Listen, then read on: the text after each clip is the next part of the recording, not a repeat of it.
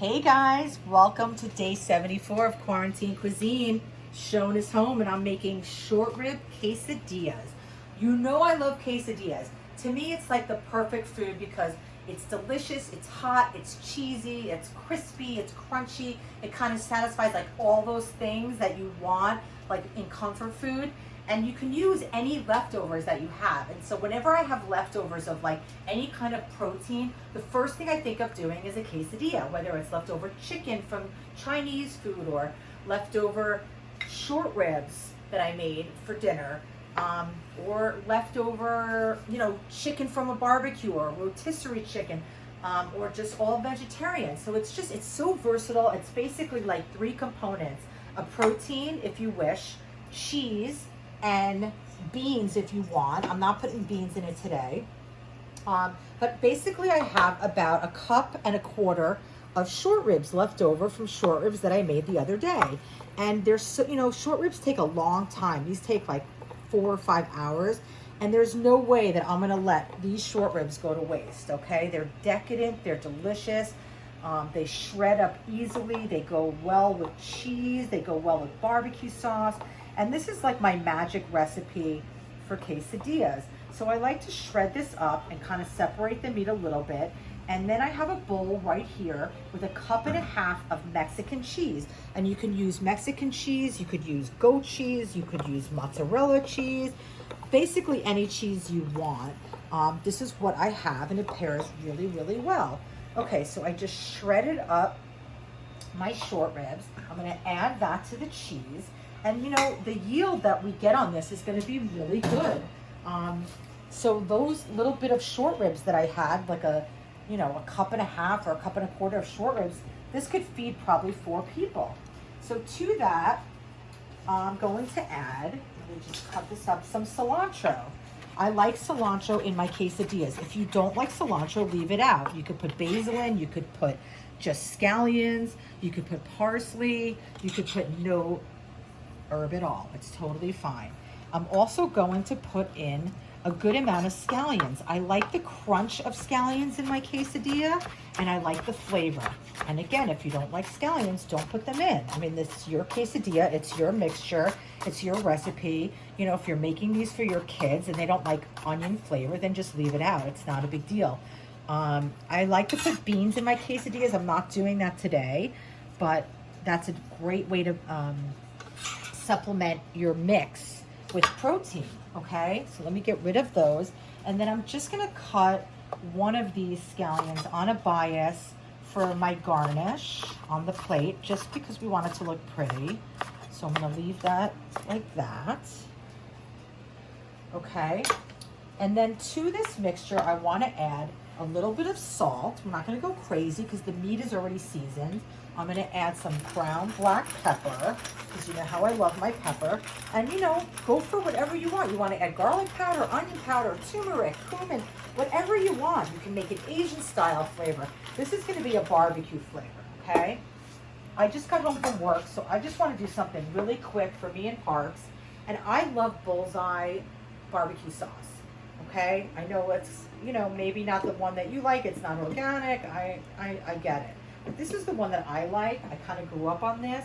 So I added maybe like 1/2 cup. Let's get a spoon and mix this up. I mean, that's really it, guys. Like, it's just so easy. And you could use this formula. This is like the template for like any quesadilla. Add beans, add tofu, add shrimp, add lobster, add duck, add chicken, add turkey, add whatever you like. Just keep a cheese and add barbecue sauce to your cheese and some scallions, and that's already a great quesadilla. Okay, now I want to add just a little bit more barbecue sauce because I want it to be a little bit wetter, okay? So I'm just going to finish that off. We'll get rid of that. We're going to move that around. Now I have my oven preheating on 425, and I have a pan on the stove. Now, people make quesadillas all different ways. They make them in restaurants on a griddle, and sometimes they just put a tortilla down and it gets kind of crispy. You have a question, Parks? Yes. Did you make these at your restaurant in New York? I did make quesadillas at my restaurant in New York all the time. We had tons of quesadillas on the menu, and this was the basic recipe. So yes, thank you for checking, Parker. Okay, so now, okay, so I'm using a flour tortilla. You could also use a corn tortilla, no problem at all. But what happens is when you use a corn tortilla, it gets super, super crispy, but like almost like a little too crispy for me personally. So I like using a flour tortilla. I'm showing you my special drawer down here. All my takeout containers. So I really prefer using flour tortillas. That's just me. I try to eat corn tortillas more when I'm making tacos because, you know, I'm trying to not eat carbs like everybody else every day. But for this, there's just nothing like a flour tortilla with this. And you see how I'm spreading this out? It's kind of like a paste. It's like this beautiful filling. It's going to be really delicious. And I leave a little bit of a border like I'm making a pizza, right? So I leave like a 1/2 inch to an inch border because what happens is when the cheese melts, it's going to start oozing out a little bit, right? This one has a little bit more here. So I'm going to just split that up. And so, you know, this would have made easily 4 great, really filling quesadillas. But I put a lot in this and I have a little bit extra so we can use that tomorrow. Okay, so now all you're gonna do is just top this like this. And we'll bring these over here and let me show you how we're gonna cook these. So you could put these directly in the oven right now, no problem. But I like to do like a double process. So you can use a nonstick pan or a regular pan, it's totally fine. You wanna put a little bit of oil in there and you're gonna see because I preheated this pan, how quickly this is gonna brown. It's like magic. Okay, so I put it down and I spin it around with my hands because I don't want it to stick to the bottom. I have a sheet pan here with foil and parchment paper because you know me, I don't like to do dishes. So we're gonna leave that like that. I'll be right back, Pox. Okay. Showing the browning. Yeah, so this is browning really, really quickly. You're gonna see it's like magic. You ready? Yeah. Oh. Okay. Whoa. I know. It's because I preheated my pan. I didn't have oil in it. I put it in right away. It's browning, browning, browning. It's getting beautiful color and it's gonna be super crispy. And then we're gonna finish it in the oven until, like, I would say about 15 minutes in the oven, max. And you're gonna see things are gonna start oozing out and getting really, really cheesy. Okay, so see the bottom of this? Hold on. Ooh, yeah. Okay, so it's very, very brown. Okay, so now I want to add just a little bit more oil because we don't want to discriminate against my other quesadilla. Everybody gets the same amount, okay? So that's going to go in there. I'm going to spin it around so that it doesn't stick. I'm going to eat that scallion. Okay? And you'll see how fast this is. So when I'm catering a party, I do quesadillas for parties all the time because it's like a major crowd pleaser. What I'll do is I'll make the mix like a day or two in advance and I'll put it in a container and you can have that mix in your fridge for almost like a week, right? And then before the party, let's see how fast that was. Before the party, I'll actually put the quesadilla mix in between the quesadillas like I just showed you, and I'll put paper towel in between and put it in a Ziploc bag and you can have that in your fridge for like a week. And then before the party, what I'll do is I'll brown them like this before everybody comes over. And then I go inside and I take a shower and I, you know, get all pretty and do what I have to do. And then all you have to do is right when the party is starting, put these in the oven, just like that, okay? And just cut them up and they're done. So like all that fuss is like done way ahead of time. So it's like a really great thing to do for parties. Okay, I'm gonna put this in the oven for about 10-15 minutes and we'll show you how they look when they come out.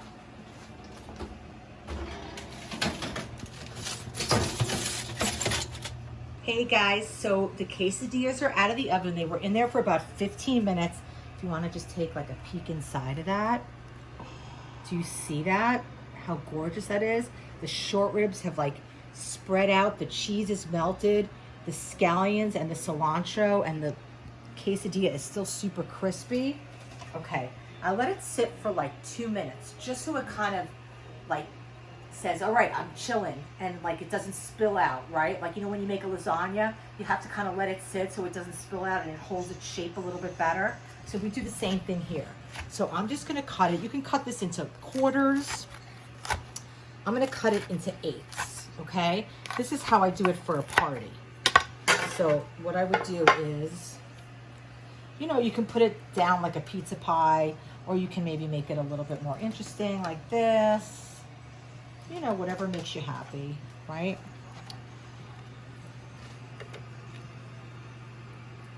Okay, let me get the other one.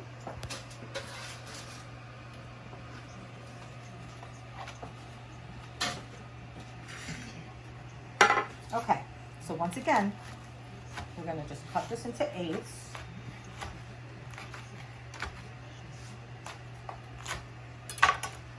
And I'll show you, you can just leave it like this and you can see it both ways, right? Just gonna slide that right off, right? No big deal. Okay, so, you know, I've made you many salsas before, but we have some leftover tomato corn salsa from the other day, and I don't like to waste anything, especially during COVID. So this tomato corn salsa I made for the Good Morning America demo I did with Ginger Z on our hot dogs, and it's still good and it looks fresh and it looks beautiful. So we're gonna just add that kind of over the top for a little bit of freshness. If you don't have this, you could add guacamole, you could add tomato salsa from a jar, you could add guacamole from a jar, you could just leave it as is, and that's totally fine. Okay, and then I have a couple of limes here to squeeze on top. And you know how I like my scallions for garnish. And then I'm gonna leave that one for you, Parks, and this one for me. I like hot sauce on mine a lot, so I'm gonna do a little bit of hot sauce. Do you want some on yours, I'm Parks? good with the barbecue. I know there's a lot of good barbecue sauce There in there. is. So we're gonna sit down, we're gonna eat this. This is our dinner tonight. I'm super excited. And if you wanna join us while we're eating and talk about how good this is, join us for Behind the Recipe. Go to YouTube, follow my channel. We'll see you there. Thanks for watching, guys.